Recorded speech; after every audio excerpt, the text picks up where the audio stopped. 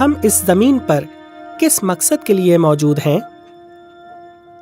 ہم اس زمین پر خدا کو جاننے، اس سے محبت کرنے، اس کی وصیت کے مطابق اچھائی کرنے اور ایک دن آسمان کی بادشاہی میں داخل ہونے کے لیے موجود ہیں۔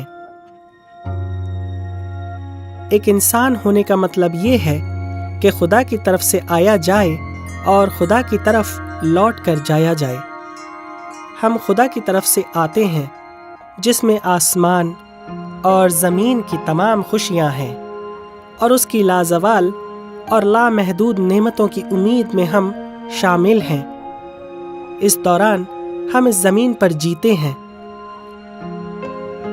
اکثر ہم اپنے خالق کو قریب محسوس کرتے ہیں اور کبھی ہم کچھ بھی محسوس نہیں کرتے ہیں۔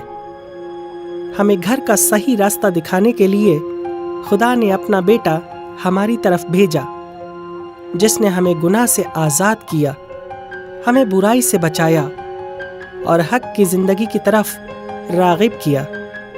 وہ ہی راہ، حق اور زندگی ہے۔ آمین۔